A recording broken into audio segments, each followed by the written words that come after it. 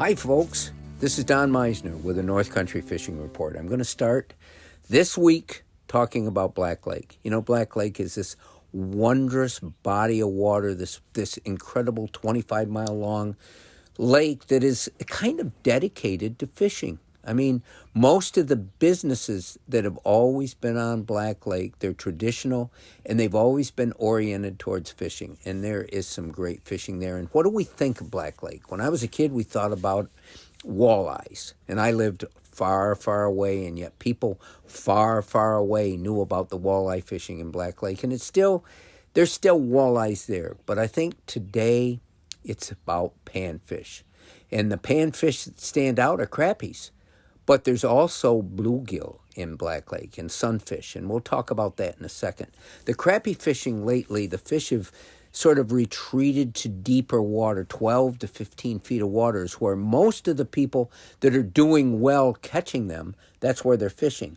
Now, at night, once it gets dark, the crappies still move into the shallower areas, and people that like to fish at night can catch them there, and they move in because that's where they're feeding. But during the day, they're out in the deeper water right now. But I just talked to Jigger Jim, and Jim was out fishing like he usually is when I call him to try to get reports for the radio. And I said, so you crappie fishing? He said, no, we're fishing bluegills.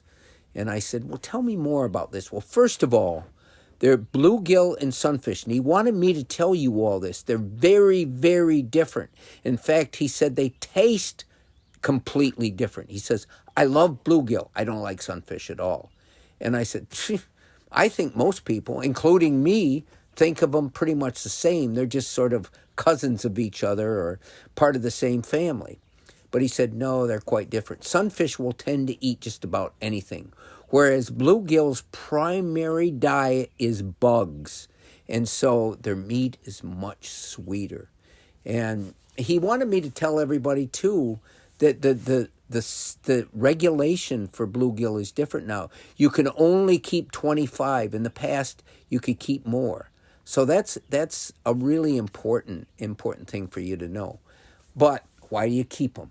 You would keep them to eat. And so how big a bluegill, how big a sunfish can you expect to catch in Black Lake? And Jim told me a 9-incher is really, really big, but an 8-incher is a really good size. And, of course, sunfish and bluegill will fight. Oh, they will put any other panfish to shame. They will fight so hard. I'll tell you what, if they ever grew to the size of a smallmouth, they would beat a smallmouth. They would bury a smallmouth. They have so much fight that's in them. So catching bluegill can be a lot of fun.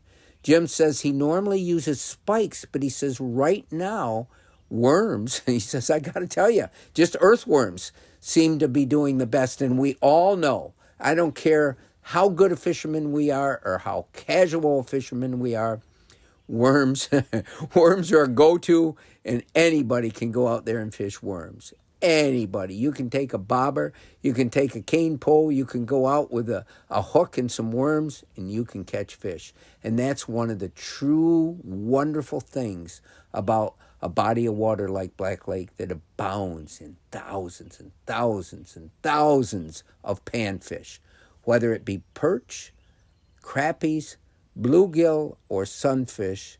It's all there. Until next time, folks, this is Don Meisner with the North Country Fishing Report.